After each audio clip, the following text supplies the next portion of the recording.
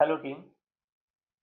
Direct purchase या फिर buyback purchase ये कैसे करते हैं? जो भी कस्टमर हमारे काउंटर पे आता है और हैंडसेट हमें बेचता है, तो वो हैंडसेट हमारे सिस्टम में इन्वर्ट कैसे करना है, या भी हम किसी वेंडर के पास गए और वेंडर से कुछ हैंडसेट हमने खरीदे हैं, तो वो भी हैंडसेट सिस्टम में हमें इन्वर्ट कैसे करना है, ये प्रोसेस आज हम देखेंगे। तो जो भी हैंडसेट होगा वो अपने को सिस्टम में सिंगल सिंगल ही इन्वर्ट करना होगा। तो उसके लिए हमें जाना होगा सबसे लास्ट ऑप्शन परचेस, इसमें बायबैक परचेस पे क्लिक करना होगा। फिर अपने सामने ये पेज ओपन हो जाएगा, डायरेक्ट परचेस। बायबैक परचेस का मतलब ही डायरेक्ट परचेस है। तो यहाँ पे पहले अपने को कस्टमर का नंबर ऐड करना होगा।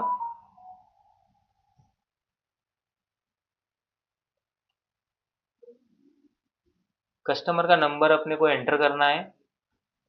जैसे ही कस्टमर का नंबर एंटर करेंगे, कस्टमर का नाम यहाँ पे शो हो जाएगा।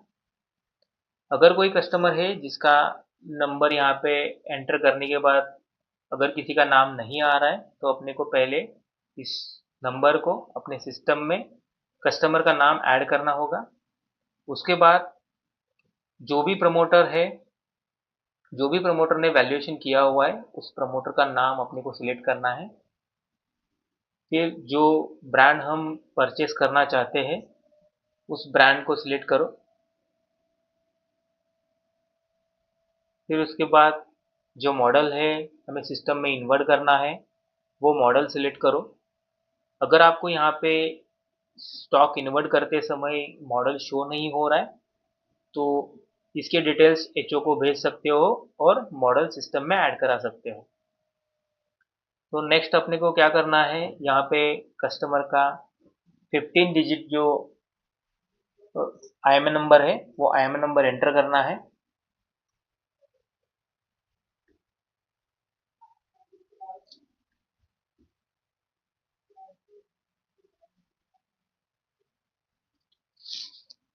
और एंटर करना है।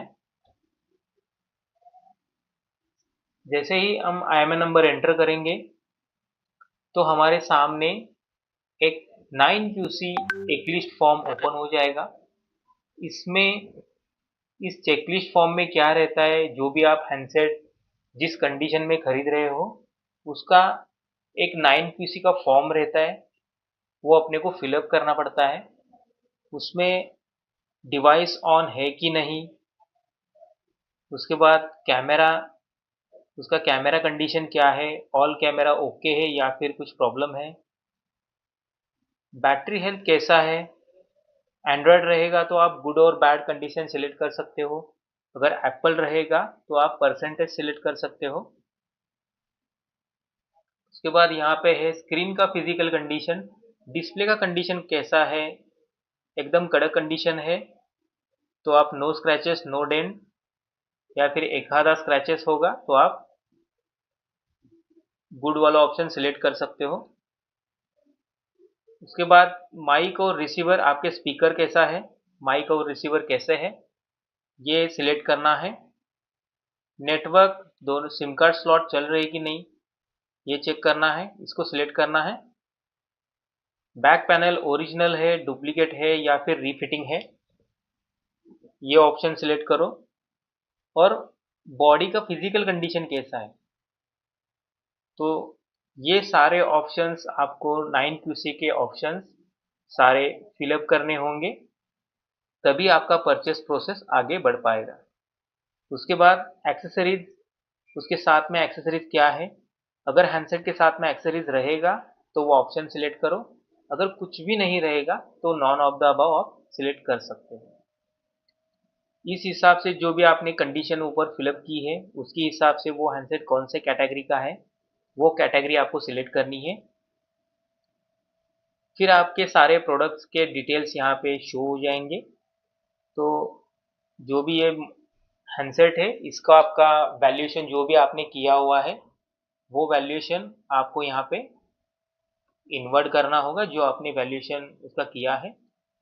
और वारंटी के कॉलम में आपको वो हैंडसेट अगर आउट ऑफ वारंटी है तो आप आउट ऑफ वारंटी डेट डाल सकते हो, और अगर उस पर अगर वारंटी अवेलेबल है तो वो कब ख़त्म होने वाली है, वारंटी उसकी कब ख़त्म होती है, तो वो डेट आपको यहाँ पे डालनी है। अभी हम एग्जांपल ये वारंटी अगर ख़त्म हुई है ऐसा डालते हैं आउट ऑफ वारंटी पीस है, तो आउट ऑफ वारंटी डेट लिया हुआ है, पिछले वाला कोई भी डेट लिया हुआ है मैंने, तो यहाँ पे सारे हैंडसेट के डिटेल्स शो हो रहे हैं।